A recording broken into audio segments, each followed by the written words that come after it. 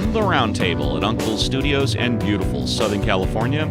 Welcome to another edition of WorkCom Matters, the central location for you employees, you employers, and of course, you independent contractors. My name is Steve Appel, and I'll be your host for the next hour with some talk, news, and hopefully some answers about WorkCom Matters. Thanks for being part of the show, and if you can break away from your WorkCom Matters, feel free to give us a call and clue us in with your questions, comments, and or concerns.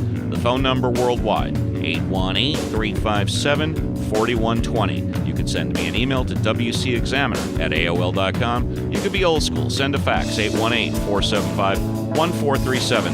With me in studio, my right-hand man, Mike Zima, the best-dressed man, Ted Durden, my protege, attorney Robert Ozeron, Scott Walton of Uncle Studios, engineering the show, taking care of the technical difficulties, and of course back at WorkCom Central, making sure the whole damn thing goes right, is Mr. Jake Paris. Well, good evening, everybody, and welcome to another edition of WorkCom Matters. We are full strength here at Uncle Studios, and what a news day it is.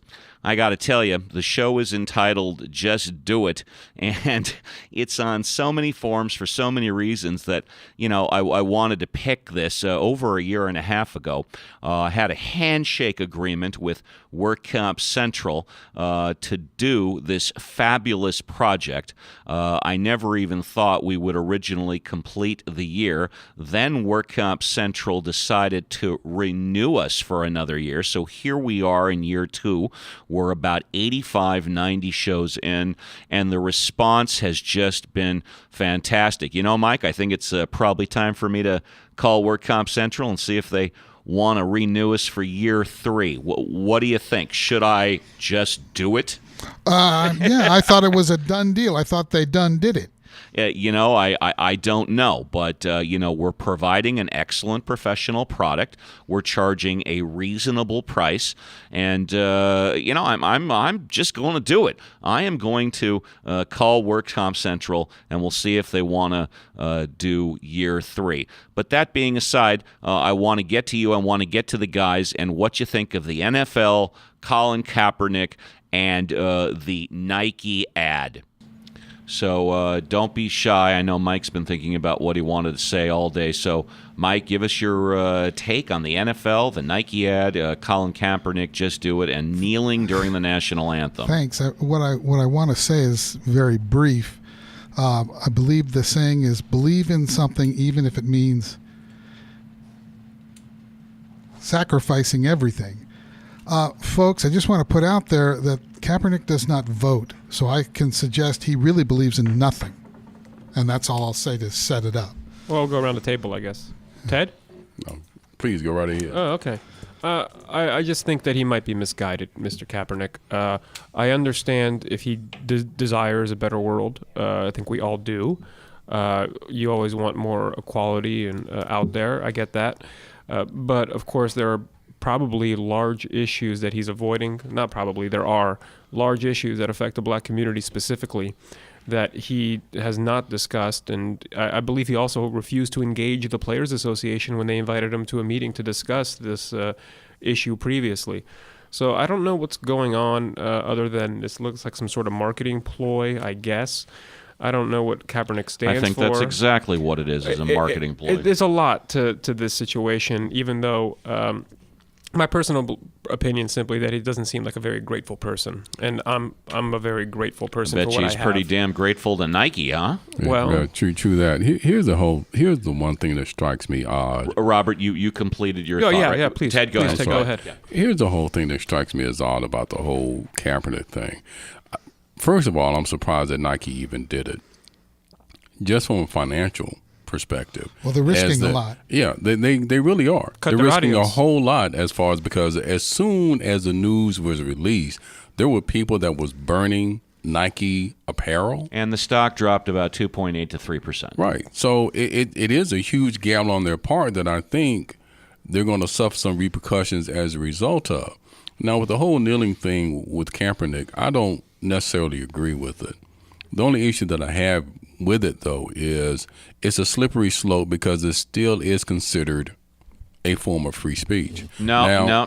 It's during employment. Those players don't have free speech from the moment they park. Wait a minute, Steve. I'm going to disagree with that because I'm going to put it to you like this. Go for it. If you work for me and you wanted to express your opinion about something, that's your right to do so. I don't have to agree with what you say, but that doesn't stop your right to do it. Because if he's making a political statement, he's making a political statement, right, wrong, or indifferent. He has the right to do that. You could be a Trump supporter. I could be a Hillary supporter. I'll start talking about Hillary Clinton. Are you going to look at me and tell me I can't talk about Hillary Clinton during business hours? Of course not. Well, this is slightly different, I would say, Ted, if I can jump in here. Sure. Simply because the NFL is a business. And like you say about Nike, I think the same applies for the NFL, which is why, or any entertainer, that is, period, why cut your audience in half when you start talking in politics? No matter what you do, you're going to cut it in 50%. And that is such a bad idea. I guess Nike's business approach, if we're going to talk about the business aspects of this, just trying to, think it out loud, is that perhaps they know that the conservative people will be upset and stop buying their product. I know Alabama football dropped them recently. Right. But they think perhaps on the other hand, the people who support this, the more leftist or Democratic side, I guess this is Republican versus Democrat in a certain way, they think they're perhaps going to double down on their purchases to make up for the loss on the purchasing power of the conservatives that may be upset by this angle. I don't know if you guys think that's going to play out or not. I think it won't. It may or may not, because, again, if you look at it in the broad spectrum of things that has happened historically, you can take it back to the Olympics when you had the two black Olympians stand up. Mexico, 1968. It was awesome. Stand up on that podium, black gloves, head drop, rose a fist in the air. It was a political statement. You look at what Muhammad Ali did when he was Cassius Clay. His protest about what was going on in Vietnam, he took off his medal and threw it in the river. And those situations have aged well, I would say, on the right side of history, perhaps. But right? my whole point being is it was another form of political protest. That's what it was. Do you guys think Kaepernick will age as well? His events will age as well as his other events? No, I don't think he will. I don't think he will. I don't think so either. I remember being outraged in '68 when it happened, but then later on to gain a lot of respect for those guys, I must tell you. But the 60s Mexico were different. City in '68. But the 60s are a different time in America, right? It's totally different time. Back then, police brutality was one of the leading issues affecting the black community, you can say. Vietnam also. Well, but police brutality within the black communities is still an issue. It's still a problem. Now, is it as prevalent as it used to be during the 60s? Probably not, most likely not, but it's still an issue and it's still a problem. It still is. I take his kneeling, and again, while it may be his, in my opinion, his right to express it, I find it personally offensive because my father was in the war. I've lost a lot of family members during the war. And we all live up under the freedom that these men have sacrificed their lives for. You look at John McCain, who just died on August 25th, 2018. Even going slightly askew on what we're talking about. I don't understand those who support Trump vilifying him because they disagreed with his political beliefs, but they wanted to crap on what he suffered as an American soldier. Yeah, that's not appropriate. No, it isn't. And it isn't. For a momentary argument to stoop so low is always not very classy, and you in retrospect, you look bad. And I'm sure... Trump is trying to distance himself from that. I know he flew over McCain's body in Air Force Two, you can call it, right? But guys, excuse me, but Kaepernick does not vote. Okay, to me that's dispositive. Well, it's huge. Not only does he not hypocritical. vote, but he what it is. He refuses to engage as well. The NFL Players Association and the owners had a meeting. They invited him. They said, "Please come on down, share your opinion. Did he say why he didn't go? No. Not to my knowledge. Mom on it, huh? It's cowardice. And this is a great segue to come full circle back to what Ted was talking about, whether or not it's anybody's right to have free speech, political speech in the workplace while you're on the clock. And Ted, I respect you and I love you and we do business together, but you are 100% wrong. Well, let me stop you there, No. I was quiet for like 5 minutes, so just let me finish like 1 minute thought here, and then I'll defer. On the clock, Ted, you have no free speech whatsoever. You have free speech arguably on your break, definitely on your lunch hour, but not while you were on the clock, Ted. If you're at a retail outlet, if you're at a market and you're a checker and you're ringing up paper or plastic, you can't go, oh, by the way, are you a Trump supporter? Or by the way, I hate Trump. Or by the way, talk about Roe versus Wade. While you're on the clock, the employer can say, shut your mouth. You know the script, paper or plastic, and if you go off script, I will fire you. Robert, do you agree with that?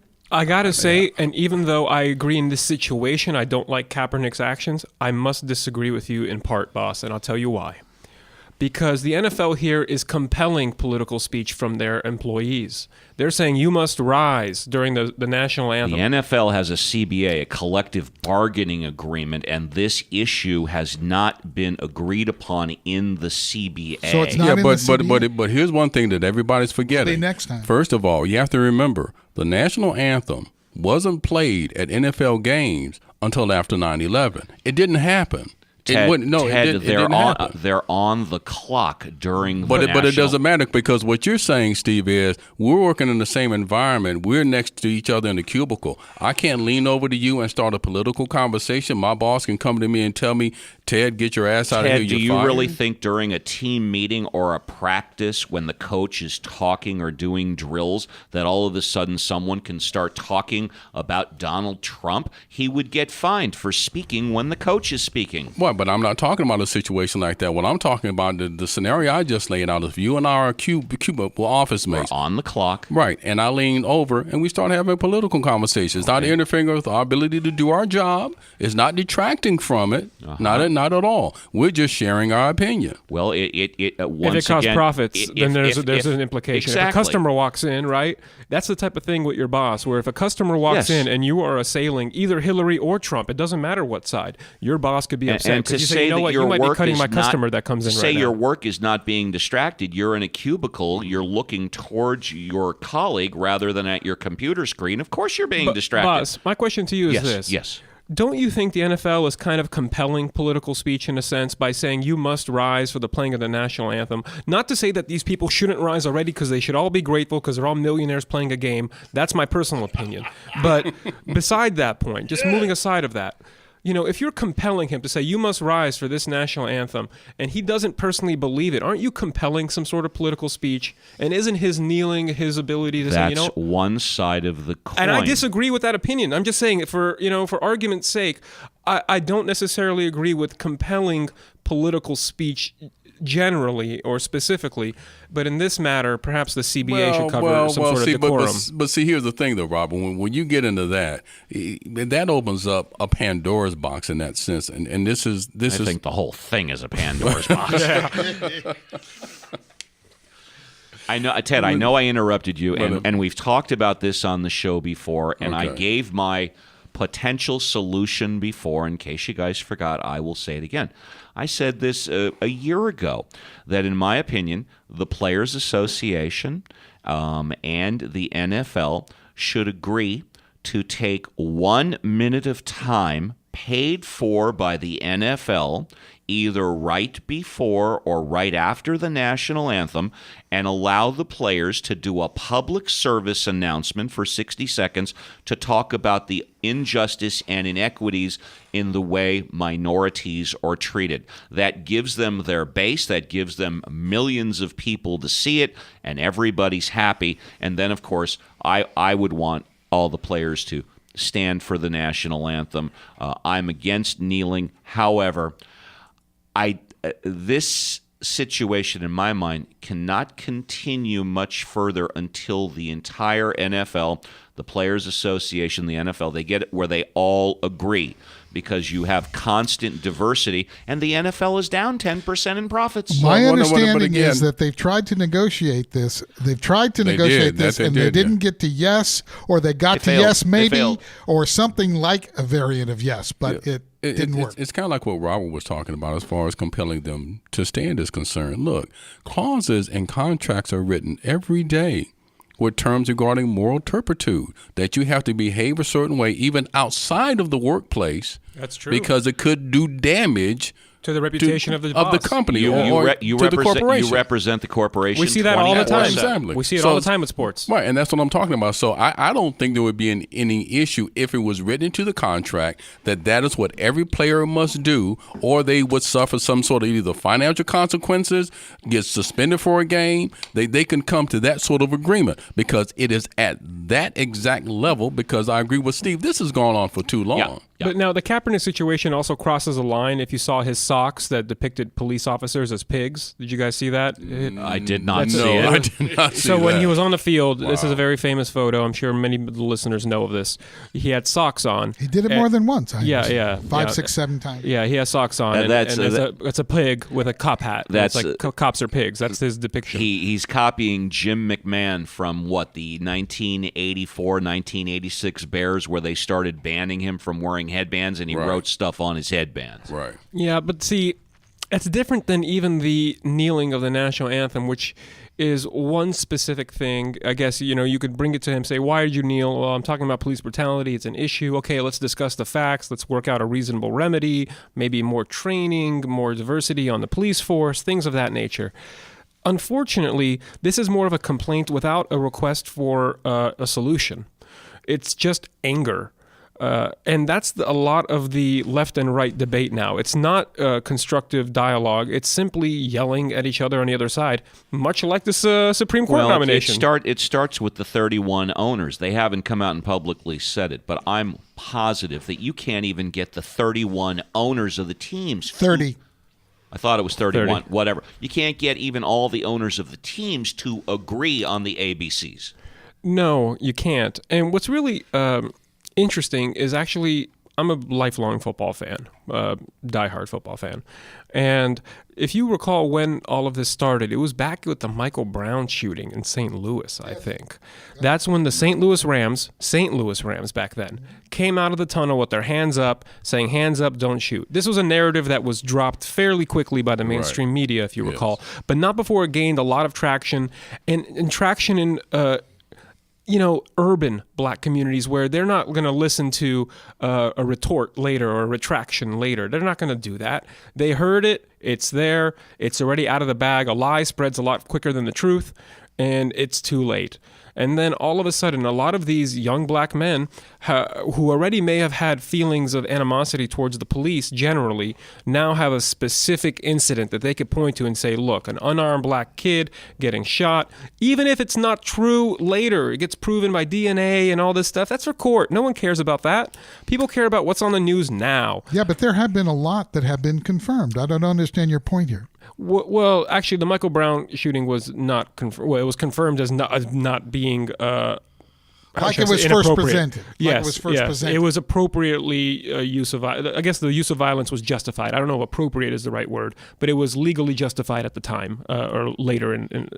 Either way, that was the narrative that started all of this. That's true. In the NFL, if you recall. Yes, it was. So, it's interesting that what jump-started it could be a lie. Listen, if something jump-starts it and it's incorrect and it's a lie, but it leads to a positive result, not a problem, honestly. It leads to conversation. But we're not leading to conversation. We're just stuck in this circle. Sorry to break in. News hot off the press. I just got it on my smartphone. The California Department of Motor Vehicles just now said it has discovered it sent the Secretary of State approximately 23,000 erroneous voter registrations. What does that mean, erroneous, I wonder? Well, it definitely doesn't mean that it affected the Involved Trump's in an upcoming presidency. election, or I don't know. past election? You guys can check into it. So speaking of elections, and this is on the topic of what you're talking about, today I had a client at court, and one of his forms of identification, he comes from Mexico, is a voter ID card. And I was shocked because I usually see the matricular consular card, right? That's like the Mexican DMV, basically. But I was unaware that Mexicans have voter ID laws for their national elections. And I asked him, I go, we don't even have this, right? And he goes, I don't know why not. You're a first world country. And I was shocked. Like my Mexican client, who's an immigrant farm laborer, here is educating me on how to be more sophisticated in elections. It was really eye-opening. And we've got some more eye-opening stories here tonight on Work Count Matters. Of course, we're brought to you by A1 Law, Santa Monica Tickets, and ABC Rugs.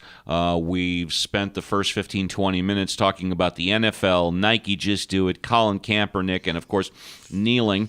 We've got our first story where Senate Democrats attack Justice Brett Kavanaugh. He's my right-hand man. He keeps me in check and out of trouble at least 90% of the time. With the first news story of the night is Dr. Michael Zima.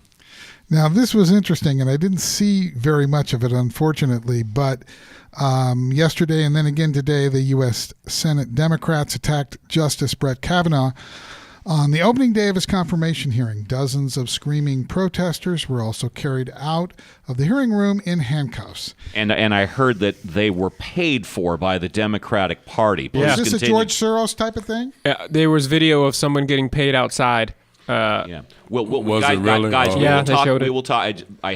We'll talk about that in a moment. Mike, continue the story. Thank you for that. I didn't know that. It appears the Democrats, who were served with 40,000 pages of documentation just before the hearing, are not very happy. They have not yet received the remaining 60,000 pages. And as I understand it, they ain't going to get those 60,000 pages because they are subject to executive privilege appropriately. That's my understanding. So get over it. And he didn't even write those papers. You know what they I just think? passed by his desk. You know what I think, guys? I think the main problem here is that the Republicans did indeed steal that selection from Obama, and they're still ape crazy. And as far as the 60,000 or 40,000 pages left, they've already been provided with over 1 million pages. Yeah. Okay. And they didn't read Obamacare, which was 2,300. So I doubt they're going to read the million for Kavanaugh's judicial opinions. Okay. So and they admitted they didn't read Obamacare, right? You got to pass it to know what's in it. Isn't that the catchphrase or something? Well, I believe Pelosi said, well, of course we're going to read it after we pass it. She literally said that. Well, hopefully, good thing you read it at some point, But either way, yeah, regarding the executive privilege, I was watching the confirmation hearings today live. A lot of arrests. How was it? Well, today Kavanaugh got to speak, okay? Last time, all you heard was the mumbles and the arrests coming out from the gallery. And he sounded very well measured. In fact, he took a few positions that I know conservatives will not like. I believe one of them was a dropping of a charge against Osama bin Laden's bodyguard / personal driver. See, I haven't been watching it, so I am not up to speed on the confirmation hearings. His kids were there the first day. They were not there the second day. Were they there? I didn't see them there. Okay, thanks. But he was talking about how in his courtroom, it doesn't matter if you're Osama bin Laden's bodyguard. We follow the rule of law, and if the prosecution doesn't meet their burden, I will toss those charges. And everyone was kind of shocked, like, whoa, this guy is saying that if I don't care who you are, Osama bin Laden's bodyguard, you need to have the right evidence in my courtroom, otherwise you're not getting any traction. I don't care if the U.S. government versus bin Laden bodyguard. And that was something that kind of shocked me when I was listening to it, because you'd think that he would give a old boys club type of answer, maybe, right? Like, well, he's Osama bin Laden's bodyguard. Don't worry about it. We take care of it. I work with the officials, blah, blah, blah. No, he was very harsh. He was very harsh to anybody who walks in. I wouldn't want to walk into his courtroom. I'll tell you that just by talking to him. Did you hear Kamala Harris today? Oh, yeah. Because yesterday she was, wow. Did you hear her today at all? Was she behaved? Well, I didn't hear much from the Democrats today. Today was a lot of Q&A regarding precedent / stare decisis, if you're a lawyer, talking about that. Kavanaugh really walked the middle road. He said, I don't have a political party. He pulled out a constitution. And I was like, this is my Bible, pretty much. I think this is what he said. He didn't say Bible, but he said, this is my book. I don't belong to any political party. If you want a fair trial, you come into my courtroom. We decide things on the merits. So were you impressed? I was impressed. I think the most impressive question that was a response that I heard was when one of the senators asked him regarding amicus briefs and saying that, the Supreme Court has been jam-packed with amicus briefs on both sides, and nobody has to disclose who is funding these briefs. The only thing that needs to be disclosed to the Supreme Court is who paid the filing fee, whatever, $400, whatever. And Kavanaugh gave a really interesting response. because the senator asked him, don't you think we should know as American people who are paying for these briefs, because they have such phony names like Americans for Freedom, Americans for Love and Puppies, and you have no idea what they're really funding or who's behind it. It could be evil people. And what did he say? It didn't matter? He said it didn't matter. What matters is the arguments on the papers. I judge things by the merits and not the people bringing it to me. You know, speaking of judging things by the merits, there's always been a dichotomy recently with John McCain passing away and the way Donald Trump talked and related to people, or relates to people, and the way John McCain talks and relates to people. We're going to come back with more of this information, but now all the way from Germany, talking about Donald Trump and John McCain, is attorney John Scalia. Hi, this is John with the Work Comp International Report from Munich. Well, America, last week you had a perfect example of class and classlessness. I think we know what I'm talking about. But first, let's ask a basic question. What is class? As usual, I began by Googling. I was pleased to find that under the Oxford English Dictionary, the archaic definition of class was considered to be wealth and education. Clearly, they should not be considered a marker. Well, if they are a marker, they certainly don't constitute class. For example, the architect of the Holocaust was a German named Dr. Joseph Mengele. Yes, he was a medical doctor. On top of that, he also had a PhD in anthropology. So he had education, but he obviously had no humanity. He was the guy who selected people for medical experiments and treated human beings as lab rats. Clearly not a classy person, clearly classless. Likewise, wealth should not be an indication of class. Most dictators in most countries which are run by dictators are wealthy, and most of them do not have any class. So then, what is class? How do we determine it? Well, I think we should look at attributes. How do people behave who we would consider classy? I think the first thing is they act for the good of others. They put the good of others above their own good. Handy example is Mother Teresa. She did not have education. She did not have wealth, but she certainly put the good of others above her own. And most people would say she was a classy human being.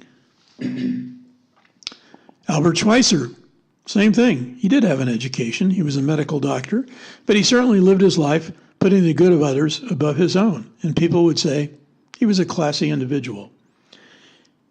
In America last week, John McCain died. He was a man who certainly put the good of others above his own. Whether you agreed with him or not, and I certainly disagreed with him, he fought in Vietnam because he believed in the war effort. He put the good of what he perceived to be the good of his own country above his own. And he made friends from enemies. I think that's another indication of class. Someone who makes friends from enemies. An example of that was Nelson Mandela, who was unjustly imprisoned for 27 years. But he was so good at making friends from enemies that all the people in the prisons, his jailers, all became friends of his. They all talked with him. Likewise, when McCain went into service for the country as a civilian, he made sure that Vietnam became an ally of America, despite the fact that he had been sent to what was sarcastically called the Hanoi Hilton and tortured there, in fact, losing the use of one arm.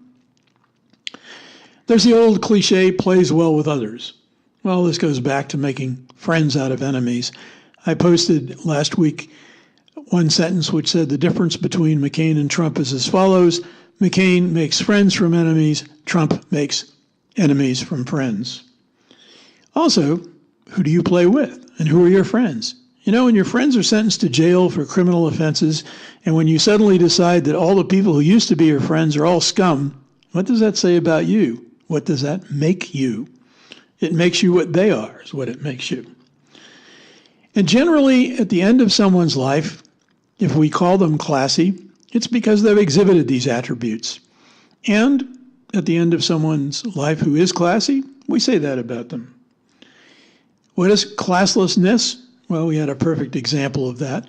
Trump had to be forced to fly the flag at half-staff because veterans groups protested when he put it back at full staff.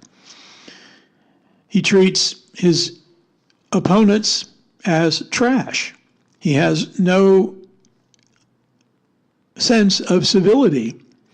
He's a man who claims to be a conservative Christian and has 3 wives and multiple mistresses.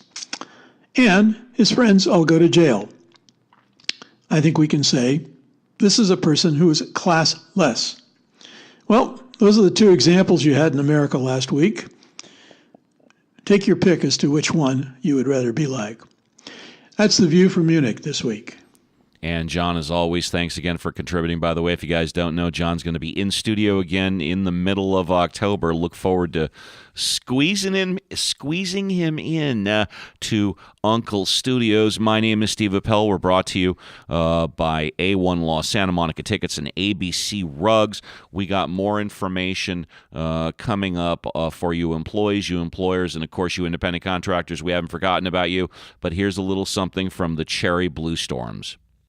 How does it feel to be one of the beautiful people?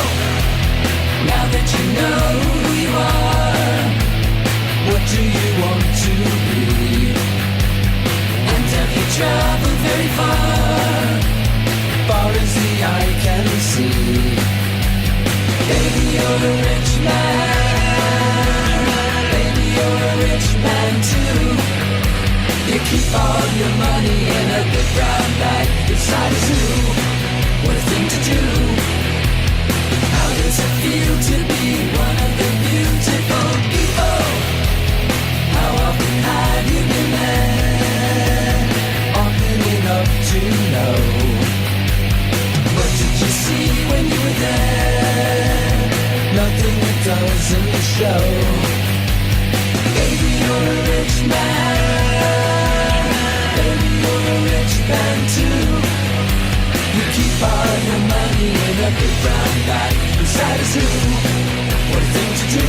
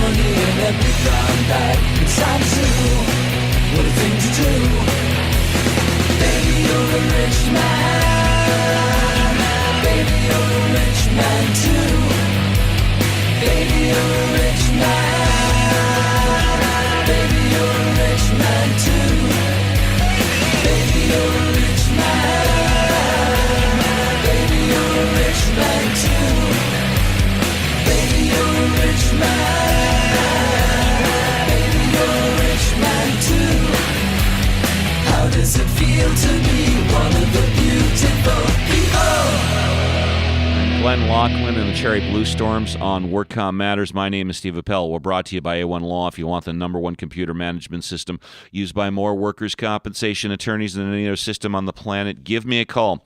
818-357-4120 for your no strings attached money back guaranteed. $1 a day. Friggin' A1 Law. And if you want those hard to get, sold out, even front row concert, sports, theater tickets, give our buddy Brian a call. Santa Monica Tickets, 310-395-8587. And now, without further ado, here's a little something from ABC Rugs. ABC Rugs has been in the business of manufacturing and direct importation and exportation of Persian and Oriental rugs for more than 39 years. ABC Rugs is a direct importer and wholesaler of antique, Moroccan, Oriental, and Persian rugs. Established in 1978, ABC Rugs is definitely old school. 323-897-5444. That's ABC Rugs. 323-897-5444. Who was that masked man? Did you guys want to talk more about Kavanaugh or get to the local news or what? Well, I just want to ask you, did you see the Parkland father try to walk up to him at the end? No, I did not. I did not. He didn't extend a hand to shake the guy's hand because he didn't know who he was. And I don't know why he would. And why would the Parkland father be there? It's not like Kavanaugh was even on the court or made any decisions that would have affected his, Was he paid to? Yeah, man, I honestly don't know. You can't be You think his travel expenses were covered, perhaps? There's obviously an agenda. When you see a parent of a mass school shooting at a U.S. Supreme Court confirmation hearing, you have to kind of wonder what political stunt is this? Who's behind it? Isn't the whole thing really a political stunt because the votes are already in? I mean, they're not voted, but two female he's senators, in. Republicans. Right, yeah, two female Republicans, senators. right. And I believe the count is still on the fence right now. American Bar Association voted Kavanaugh as the most qualified candidate they've ever had for the Supreme Court Is that nominee. right? It is. They've went through all his decisions, and he's a pretty much by-the-book umpire, as people would like it. I think he seems kind of harsh on a personal level. I mean, I deal with court every day. I try to use my charm with the judge, trying to persuade, right, everybody. But he is the judge. He doesn't have to use his charm. No, what I'm saying is he doesn't seem to be someone to be easily persuaded. And I would feel a little bit intimidated walking in his courtroom because he seems like kind of like a human computer. If you saw him, he's really by the book. Does every attorney want to appear at least once before the Supreme Court, or are some so intimidated they would never want to set foot in the room? Oh man, I'm one of the handful of attorneys that have jury trial experience. Right? Most attorneys don't even have that. Most are litigators in the sense that they will sit in an office and they'll get things, mailed, but they'll never actually make an appearance. Transactional. Yeah. I'm more of the Showtime, Hollywood type of lawyer that I've always dreamed of being growing up, right? LA law. It's fun. It's always Boston legal, baby. They went to the Supreme Court twice. Well, okay, maybe that's why I'm on the West Coast here. It's more LA law here, okay? If you remember LA law? I remember LA law. I mean, it's more your time than mine. Come on. But even I saw that growing up. But I loved Boston legal. Boston legal is the best. Right. Denny Crane and Alan Shore, the dynamic duo. Well, law in general, and you guys know you make all appearances here. We're all doing workers' comp. There's always a new case every day. There's always a new twist. There's always something that's like, whoa, look at that injury, or I can't believe they did that. True. It's fun. I couldn't imagine sitting there and processing real estate claims, for example. It's a property, and I get it, but there's only certain amounts of templates you probably create, and that's your whole career after that. Before I got into workers' comp, my dad told me something I'll never forget. I was shocked because I thought going into court was like stressful and difficult and tough. He said, Steve, going to court is fun. It's running the office and having to deal with administration. That's the hard part of running my business. And of course, your dad had his own firm for what, 30 years? Yeah. Well, him or a partner, And it's really all sales, right? We're all salesmen in a certain respect. Well, you have to get the clients in. You have to get the defense attorney into it. You have to persuade people. It's the battle of persuasion. You're persuading them on the quality of your case, or it's a card game. You have cards. It just the quality of the case, the relationship between the parties, who the judge is, the current status of the applicant. Right? These are all factors that make every case unique and makes our jobs fun. Interesting, right? There's not really too many boring days in workers' comp other than sitting around and waiting for a defense attorney to call you back with authority, and you're just kind of hanging around in the foyer. Sitting around waiting for them to show up. Oh, yeah. And I'll be honest, sometimes they sign in and then you wonder where they went. Are they in their car crying because they're working defense? Just kidding. I'm just kidding to you lovely defense attorneys out there. They're charging their cell phone. That's what they're doing. They're charging their cell phone so they can get authority. I was going to say double or triple charging their clients. I'm happy that they're not avoiding me, because I'm trying to find them. I'm looking in every courtroom sometimes. But back to the Kavanaugh hearing and the father at Parkland showing up there. And all these allegations of paid protesters and all of this. This disruption seems to be unnecessary because, and I'll tell you why, and I think Ted Cruz hit it right on the head during his speech. The U.S. presidential election occurred with a very special, how should I say this, circumstance, which was an empty Supreme Court seat. That's the first time I think it ever happened, right? That a general election occurred. You mean during a lame duck presidency? I think it was maybe once in history, if at all. Yeah, go ahead. But I believe that this is the first time that a general election was held while the seat was vacant, right? Mm-hmm. So in a certain respect, the American people had a direct say on the type of person that they would want to fill this seat. Well, Lindsey Graham made that point too. That's what exactly. Yeah. So there is almost an extra validation to this. I get it. The popular, the popular election was Hillary's, and the Electoral College was Trump's. So there's a split amongst the nation. But you know what? That happens. Okay? Yeah, it's been that way forever. Yeah. The people have spoken, and the direction that the nation went is this direction. If you don't like it, there's the next election. But, acting the way that the losing Democrats have started acting, first of all, it's expanding the Republican Party tremendously. Well, as soon as he got inaugurated, the day after, they're already talking impeachment, and they've been talking impeachment ever since. And they've been talking about Russia, and even though there's no evidence of that, I saw a headline, and I'm not kidding, I posted it on my Facebook, as I usually post jokes, but this is a real headline. It says, Trump is guilty, and underneath it says, next we just have to find out what he's guilty of. And I thought, is this a joke? Is this one of these memes that I love to see? No, it was a real headline. Well, what do you think about what do you think about the Bob Woodward book? I know it probably, by the time this airs, it has just been released. But Ted, what do you think from what you hear? I mean, is Woodward credible in his reporting, do you think? I think that he is. I think, look. 2 Pulitzers. Yeah, see, he's a very credible journalist. He is that. And I think the challenge, and that's a challenge that this presents for the Trump administration. Did you hear the recording of him on the phone call with Trump? Yes, I did. Yeah. Yes, I did. Yeah. And Kellyanne was there, and the banter back and forth, a lot of stuff was inaudible. And I can't see him, in spite of the denials by Kelly that he never called Trump an idiot.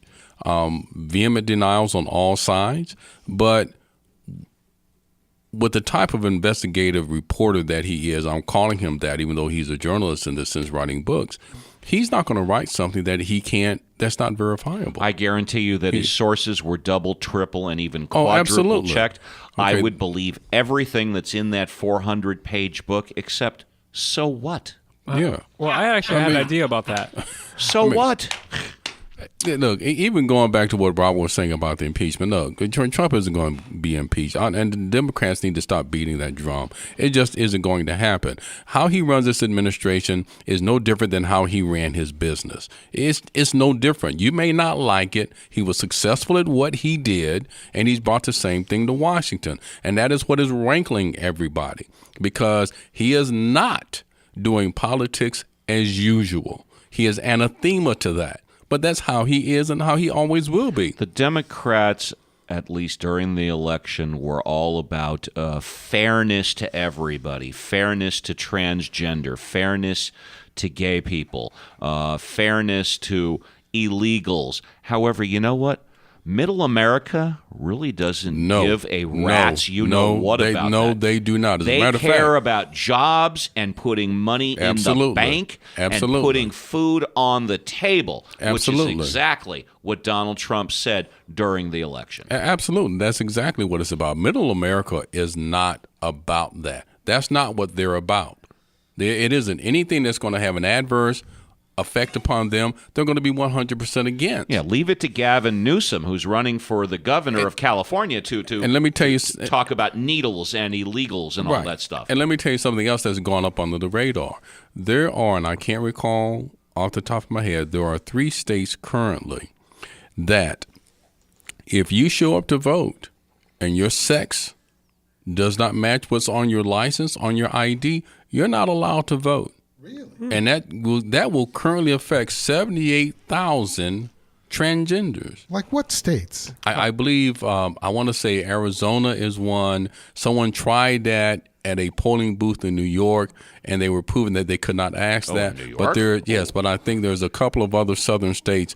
We can talk about this, and I'll get that information. But I heard and I read about that, and I was very surprised by that. So there's all kinds of meanderings that's going along, and that's maybe occurring majority beneath Democrat. the radar. I mean, you would assume transgender people would probably be majority Democrat. More than likely. But we are not a liberal nation. We're not.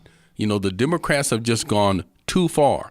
Even what happened with DACA, with the laws that went into effect, that did cost Americans jobs because Obama put certain policies into effect where an employer would pay someone 50% less than they would pay a natural-born American citizen.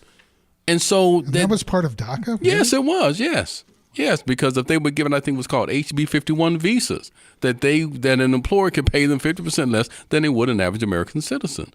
So there's and again, middle America, no, they're not for this.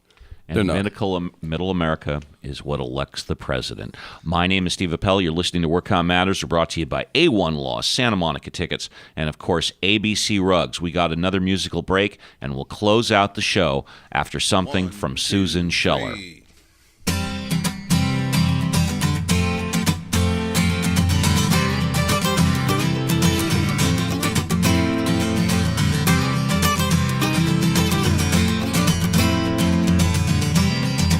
Should've known it'd come to this. Sure would like to travel to that crazy place behind your eye. Let it all unravel. Starting out swinging round, stringing up pearls, baby. I could never understand you. Start Spangled Rodeo, and hurricane blowing by your home to me. Yeah, home to me. When you're singing out like Sunday on the Memphis radio.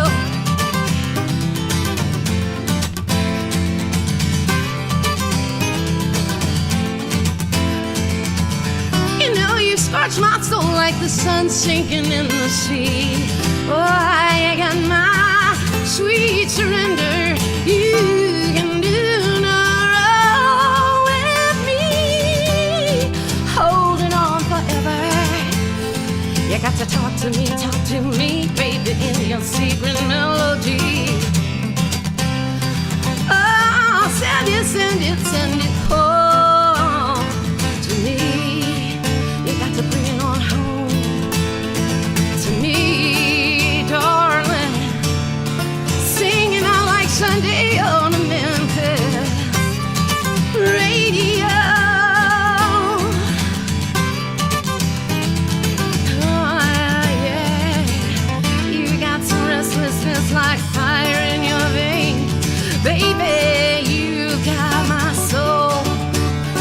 You got a solution nationwide. Keep my music safe inside. Turn it into gold. Turn it into gold. On Memphis radio. Oh, you better look out now.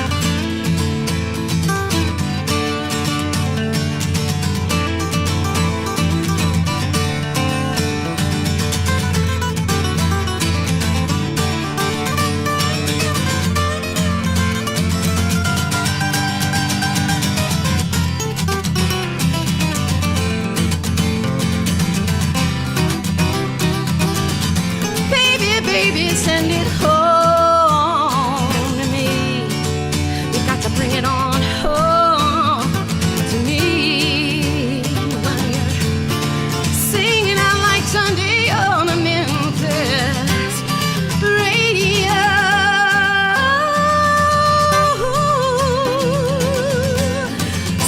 Singing like Mavis. You let it out like muddy on the Memphis radio. Yeah.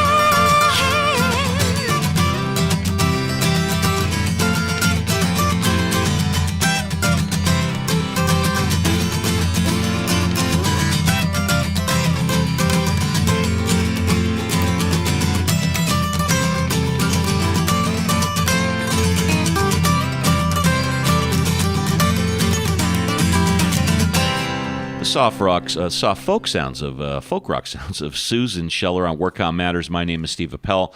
We're brought to you by A1 Law, Santa Monica Tickets, and of course ABC Rugs. Ted, did you want to confirm what you just said before the break? I'm going to expand on this, so it may be a little long-winded, but just bear with me.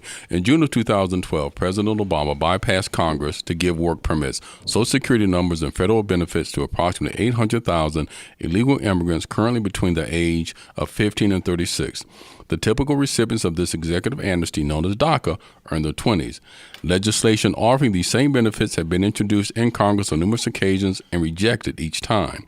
Meanwhile, most green cards are given to foreigners with low or no skills, who in turn take jobs that were traditionally used by young Americans for early job experience. And H-1B visas and EB-5 visas are awarded to higher skilled foreigners, who in turn take jobs that ambitious Americans of different ages aspire to. Corporations can pay an H-1B worker 50% less than what they would have an American. During DACA, Obama insisted on creating this program for people who don't belong here, but told your children to screw off and find their own way. And then he made it harder to do so by giving a bunch of kids, now adults, a potent set of tools to compete with your children. And the way he did wasn't legal. He broke the law for them and told you to pull yourself up by your bootstraps. Interesting. So, I don't know if they're illegal immigrants as much as we can call them undocumented Democrats. With Obama's policies, so it's a lot more clear of what's going on. But let's be honest. What happened with amnesty with Reagan? Right, there was a lot of Republican Latinos back then. Right, as soon as you say the word amnesty, everyone's on your team. Right. So I mean, we have to secure the border, and we have to have a reasonable voter ID laws. I mean, Mexico has it. I was shocked. I mean, looking around the table, you guys think voter ID law? I don't understand why people were saying that's racist. I don't even know who it's racist against. What specific race? No, there's nothing racist about it. And I think when you talk about securing the borders, look, it's something that they've been talking about for decades and nobody's done anything about. There has to be some sort of comprehensive immigration law, and there just isn't one, because neither side wants to take it on. They keep kicking the can down the road, and that's why we are where we are. And a lot of these are corporations who donate to candidates. And as you read, these corporations have a financial interest in cheap labor.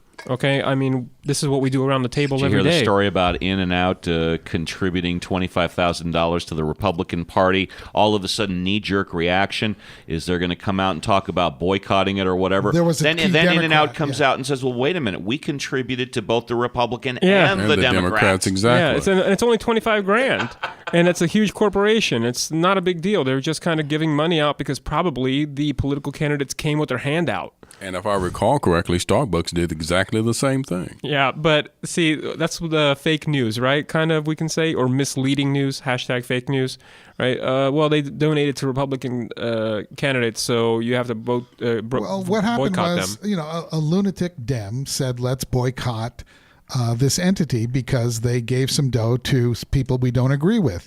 And a lot of people, that wouldn't play well in Peoria, I don't think. No. People don't like that. Well, we'll see what happens with Nike with this ad. I have a feeling that it's going to hit them harder than they expected, simply because I think a lot of the money managers who manage these retirement funds, pension funds, the daily stock guys, these gentlemen are usually a bit more conservative. I wonder how it affects Nike's deal with the NFL, whatever that is. Well, Kaepernick is suing the NFL for collusion. Suing the owners, yes. And that's also... And he'll prevail in that. No, he won't. I guess he will. No, he was already benched before he... I don't know. I don't think he will. But by the way, you guys have know... not seen the evidence. He had been benched prior to taking a knee. You all know this. Absolutely. He still Okay. get a job. Well, he could still be second string somewhere, third string. Why? He's What a do you mean, distraction. why? Football players I'm not saying are I would cohesive. hire him. I'm saying what his cause of action is. I'll bet you $10 he prevails. I disagree They that he colluded. prevails. We haven't seen the evidence. I know that he's been allowed to proceed to trial and arbitration, right? He's allowed to proceed to arbitration. That was the ruling. They tried to get a motion, I guess, for summary judgment or dismissal, the NFL did, and they were denied. Right. All that means is that there is a fact and controversy for the Is it going judge to to decide. arbitration, really? Yes. And so it's currently in a discovery phases, and he's going to take depots. And the burden is on Kaepernick to prove this, and he cannot. What he's going to use as evidence? A tweet from Ahmadinejad? Gibson did, and he prevailed. Like I said, we haven't seen the evidence, but when we do see it, of course, we will report it to you. And what a fantastic show it's been. Unfortunately, all good things must come to an end. For my right-hand man, keeping me in check and hopefully out of trouble at least 90% of the time, the Chief of Staff, Dr. Mike Zyma. For the best-dressed man in California, workers' compensation, Mr. Ted Durden. My protege, yes indeed, I discovered him, attorney Robert Ozeron. For Uncle Studios, Scott Walton on the board taking care of the technical difficulties. And, of course, all the good people back at WorkComp Central who continue to support and approve of this project, including, but not limited to, Leaf File and Jake Paris. My name is Steve Appel. We'll see you again next week for another edition of Work Comp Matters.